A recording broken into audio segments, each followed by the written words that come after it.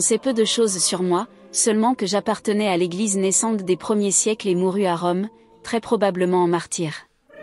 Mes reliques ont été trouvées lors de fouilles menées courant du XIXe siècle dans les catacombes romaines de Saint-Laurent de Rome et furent récupérées en 1847 par Augustin de Villeperdrix, noble et notable de Pont-Saint-Esprit, dont il fut le maire entre 1825 et 1830. Homme fortuné, c'est lui qui fit construire le château de la Blache. Profondément religieux, il entreprit de nombreux pèlerinages à Jérusalem et à Rome. C'est au cours de son 5e voyage dans la cité pontificale qu'il acquit mes reliques, sans que l'on connaisse les détails de la transaction. Celles-ci sont constituées de l'anse d'une fiole ayant contenu mon sang, mon crâne et quelques-uns de mes os. Elles furent conservées pendant plusieurs années au domaine de la Blache.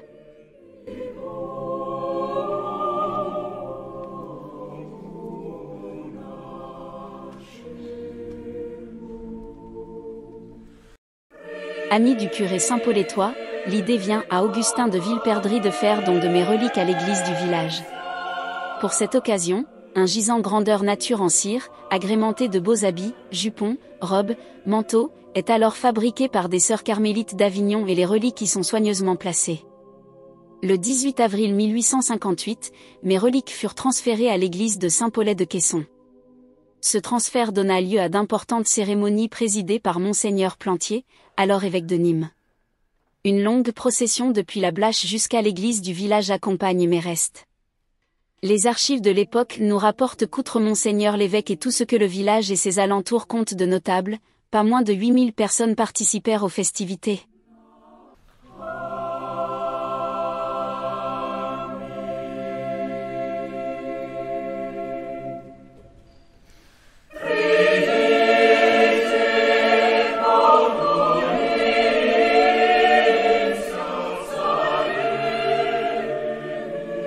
L'état de dégradation avancé de ma statue reliquaire, notamment au niveau de la cire, explique le lancement d'une consultation en vue de sa conservation. Dans un premier temps, seules les mesures conservatoires sont demandées. Ma statue présente une altération avancée de la cire, encrassage important, décoloration et taches, portant préjudice à la conservation de l'objet sur le long terme. Le lit d'apparat et le caisson en bois où elle repose, présentent une infestation active d'insectes xylophages. Le caisson fermé avec une vitre et son cadre n'est pas étanche, ce qui explique la présence importante de poussière. Les interventions demandées par la commune concernent principalement des interventions de conservation visant à stopper l'évolution des altérations observées. Traitement insecticide du bois. Dépoussiérage de l'ensemble des matériaux. Nettoyage et consolidation des déplaquages de la cire. Nettoyage et consolidation du papier déchiré et soulevé.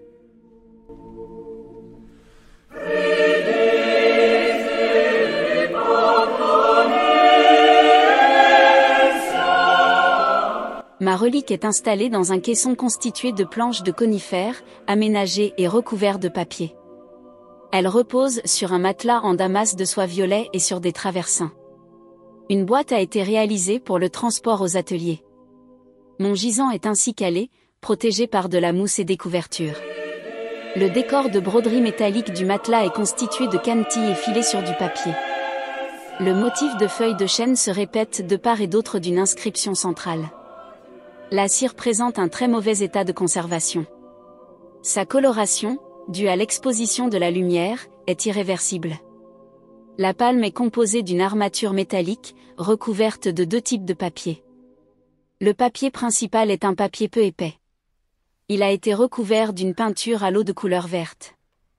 La fiole autour de mon poignet dextre est également en verre.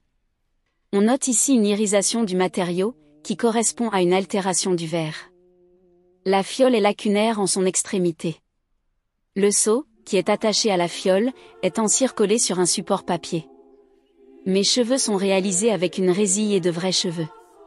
Mon collier est réalisé en perles de verre. L'encrassement du matériau ternit le verre, normalement translucide. Le vieillissement du verre a également pour conséquence une opacification du matériau. Un dépoussiérage de la cire a été réalisé à l'aide d'un pinceau doux et d'une micro-aspiration. Le nettoyage a été fait avec des éponges cosmétiques douces. Les soulèvements de la cire ont été refixés avec un adhésif vinylique. Du papier japon de faible grammage a été utilisé pour les soulèvements à l'intérieur de la tête.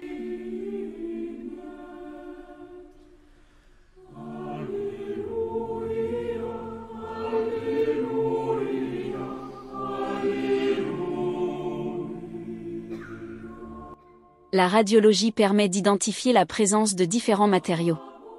On confirme la présence de deux objets, reliquaires, tubulaires opaques a priori métalliques, probablement faits d'une fine plaque de métal avec une bande plus opaque correspondant a priori à la zone de jonction entre les deux bords les plus larges de cette plaque.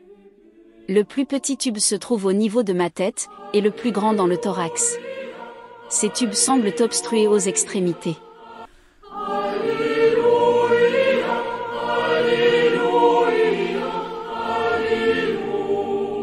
L'identification des objets à l'intérieur de ma tête. Le tube reliquaire de forme cylindrique est réalisé en fer blanc, avec un couvercle, avec un verre intégré pour permettre de voir les reliques, sans ouvrir le contenant. L'os présent à l'intérieur est probablement un os de mon crâne, sans que cela puisse être confirmé, le contenant étant scellé. Mes deux yeux en verre sont retirés de l'intérieur de ma tête en bon état de conservation. Il s'agit de verres soufflés de belle qualité d'exécution. Ils sont en bon état de conservation structurelle. Ils sont replacés au niveau des cavités des yeux. Le difficile accès par l'intérieur de la tête a nécessité un système de cale en mousse.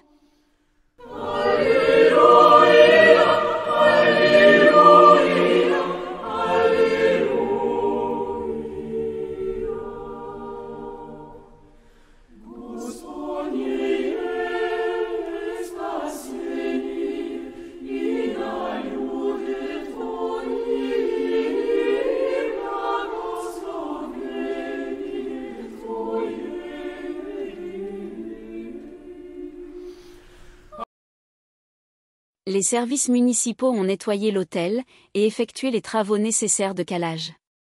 Il y avait beaucoup de monde pour mon retour, bien calé dans mon coffre de fortune.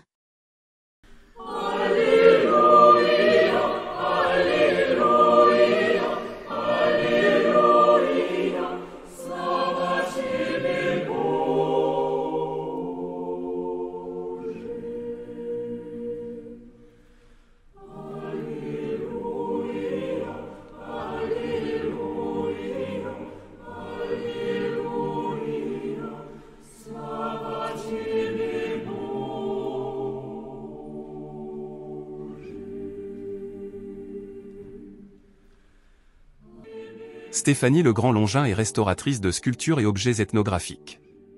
Diplômée de la maîtrise de sciences et techniques de l'Université Paris 1, Panthéon-Sorbonne, depuis 2002, filière sculpture.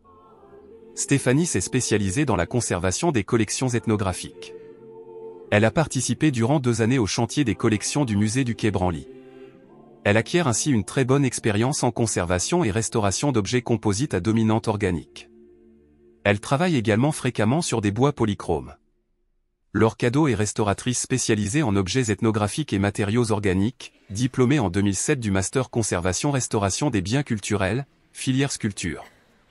Elle a complété sa formation par un master de conservation préventive du patrimoine de l'Université de Paris obtenu en 2014. Elle travaille également sur les collections composées de restes humains et animaux dont elle est une des spécialistes françaises. Béatrice Alcade est diplômée en 2007 de l'Institut national de patrimoine spécialisé art graphique, option livre. Elle travaille sur toute typologie d'œuvres graphiques, papier, papier calque, parchemin, carton. Grâce à sa formation en livre, elle a les compétences requises pour intervenir sur des objets en 3D. Elle a une expérience de travail d'équipe et gestion de projets communs, suite à plusieurs chantiers en équipe pluridisciplinaire. Abigaël David est spécialisée dans le traitement des matériaux textiles et objets composites. Après un parcours universitaire en histoire de l'art et archéologie, elle a été formée à la conservation-restauration des biens culturels, au sein de l'Institut national du patrimoine. Ces années de formation, ainsi que sa pratique indépendante, lui ont offert de travailler sur des objets textiles liturgiques variés. Elle intervient régulièrement auprès des monuments historiques et associations de sauvegarde, pour le traitement d'ornements, vêtements et accessoires liturgiques. Philippe Azaël Massieu est diplômé en 1982 de l'école Boulle à Paris. Il est spécialisé en conservation-restauration de supports bois, mobilier et panneaux bois depuis 30 ans.